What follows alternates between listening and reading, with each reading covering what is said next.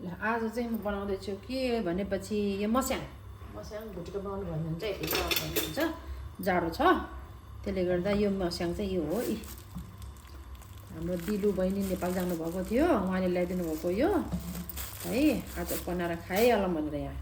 मैले चाहिँ यसलाई भिजाएको हिजो बेलुका नै अनि यो चाहिँ टमाटर एउटा काटेँ भुटेर बनाउनु भन्ने हुन्छ तर म यतिकै बनाउँछु अलि थ्याङ्क यू दिलु बहिनीलाई अनि एउटा लसुन हैन लसुनलाई बसेको कारण चाहिँ के भन्दा अहिले त्यहाँ प्रेसर गर्दाखेरि पाकिहाल्छ अनि यो चाहिँ हो नुन हिमालयन सल्ट दाना मैले झोलहरूमा चाहिँ यो दाना हाल्छु दाना ल्याउँछु अनि पिनेर चाहिँ धुलो बनाउँछु अलिकता अनि यो चाहिँ झोलझोल बनाउँदाखेरि यतिकै हालिदिन्छु क्या सजिलो त्यसपछि अलिकता बेसार हैन अनि यी गुन्द्रुक छ यहाँ भिजाइराखेको यो गुन्द्रुक पनि हालिदिएँ यहाँ हालिदिएँ है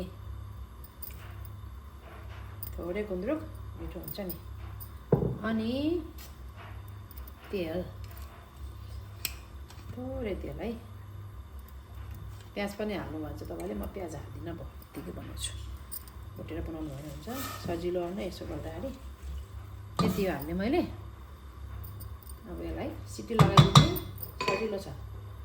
हैन तपाईँको तरिका कस्तो छ म यसरी बनाउँछु भुटेर बनाउँछु अनि यसमा सुकुटी नै हाल्नुहोस् सुकुटी हाल्नु जरुरी हुन्छ आज मासु नखाने दिन त्यसले गर्दा म सुकुटी राखेन यतिकै बनाएँ है त यो बनाइसकेपछि देखाउँछु ल मेरो यो के भयो पाक्यो कि पाकेन हेरौँ है पाकेर पाक्दै भन्छ मजाले मजाले गले रहेछ है कस्तो मजाको पाक्ने खालको सिटुङ कोही सिटुङ त गल्दैन क्या बेसरी टाइम लाग्छ यो त मजाले गल्दो रहेछ तर भिजाएको भएर नि होला अब यति हो यसमा मैले अब अलिकता अदुवा हाल्छु थोरै अदुवा हाल्ने अनि नुन लाट्दा चाख्ने थोरै मसला हाल्छु है सजिलो छ नि बनाउने तरिका यो चाहिँ छिट्टो सजिलो तरिका है अब म थोरै मसला हाल्छु यो चाहिँ कस्तो हुन्छ भने तपाईँलाई फुर्सद छ भने त सिमटुङलाई मात्रै केही नहालेको नुन र मात्रै हालेर ऊ गर्ने पकाउने प्रेसर गर्ने त्यसपछि त्यो गोल भेना टमाटरहरू लसुन अदुवा हालेर भुट्ने अनि पछि सिल्टुङ हालेर झोल बनाए नि हुन्छ हुन त आफूले जे गर्छ त्यही तरिका हुन्छ सबैको होइन आफ्नो आफ्नो अब यसलाई म एकछिन आगो पकाइदियो अनि पकाइने हो यसलाई झोल हाल्ने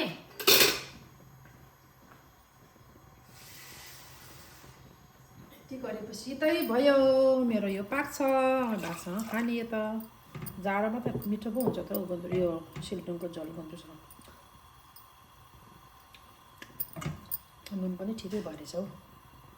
थाल्नु नपर्ने छ ल यति गरेपछि त हालिदिएपछि पाक्यो मेरो सिल्टुङको झोल मिठो हुन्छ अब जाडोमा भातसँग खाने हो गुन्द्रुक हालेछ जाडोमा त गुन्द्रुक साह्रै मनपर्छ हौ मलाई तपाईँलाई कस्तो लाग्छ पनि है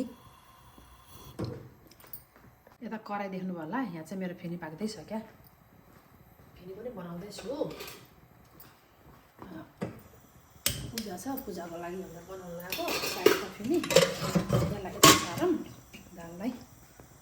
फेनी पनि पाक्दैछ हो मेरो अलिक राम्रो भएन आज फेनी के भयो राम्रो त भयो तर अलिक भने जस्तो भएन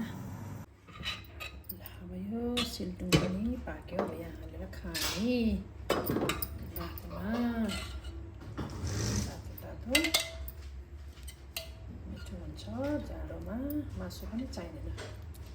यो बनाएर खाएपछि त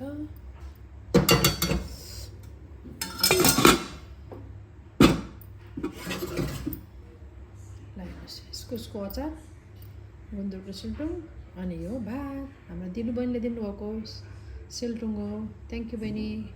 कस्तो पकौडा खानु मन लाग्यो कि यहाँ पकौडा पाक्दैछ मेरो भेज पकौडा गाजर हालेँ अलिकति जुकुनी हालेँ प्याज हालेँ अनि त्यहाँबाट मैले अब के हालेँ आलु हालेँ अनि बेसन नुन हल्का बेसार हल्का मसला अनि जिराको दाना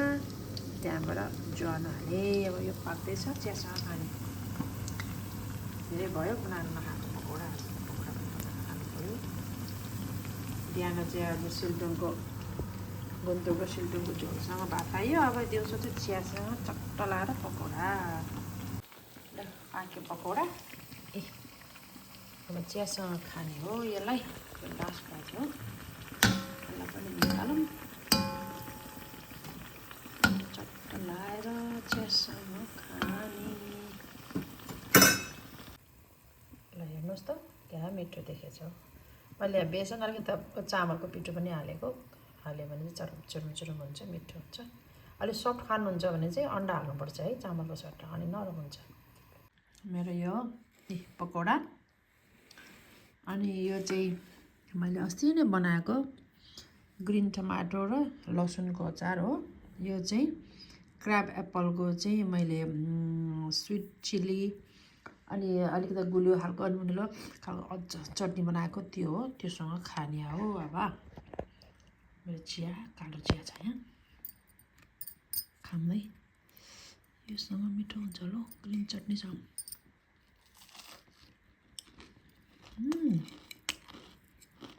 मिठो भन्छ